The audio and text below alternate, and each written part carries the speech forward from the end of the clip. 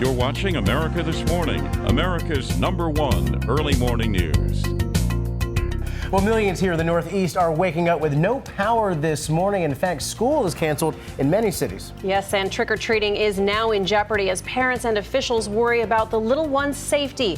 Tahman Bradley is joining us this morning from Washington with one more on this rare October snowstorm. Tahman? Good morning, Cecilia and Rob. The snow did not stick here in Washington, but parts of Maryland got a half a foot of snow. And the worst of the storm was farther north in New England. The monster nor'easter has passed, but the damage remains. Across the Northeast, almost 3 million people are without power. In southern New Hampshire, some of the towns are still in the dark. Nobody expected snow in October. I'm still shocked. I think everybody's shocked. The trees are even shocked. Countless trees fell, tearing down power lines. In Connecticut, utility crews are racing to restore power for nearly 1 million residents. No heat, no food, no power. And it's October. Downed power lines and blocked streets across the state could make it too dangerous for trick-or-treating. We have left it up to municipal officials to call celebrations on or off of Halloween events in their communities. The heaviest snow, which fell on Saturday, caused a headache for travelers.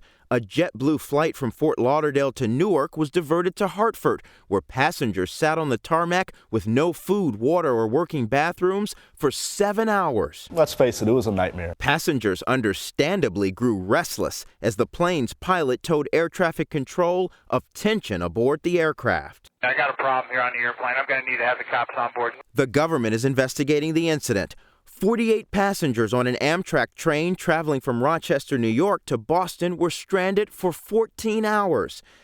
The cleanup continues. This storm was just an early test. Winter is 7 weeks away. This autumn snowstorm claimed the lives of at least 11 people. Rob and Cecilia? Hey, Tahman, under the Passenger Bill of Rights, what kind of trouble might JetBlue find itself in for leaving these passengers on this plane on the runway for all these hours? Well, Cecilia, JetBlue could be fined $27,000 per passenger. The company apologized, saying that it regrets that those passengers were left there sitting like that. Cecilia? 27 grand a passenger, hefty price. All right, ABC's Tahman Bradley joining us live this morning. Thanks, Tahman.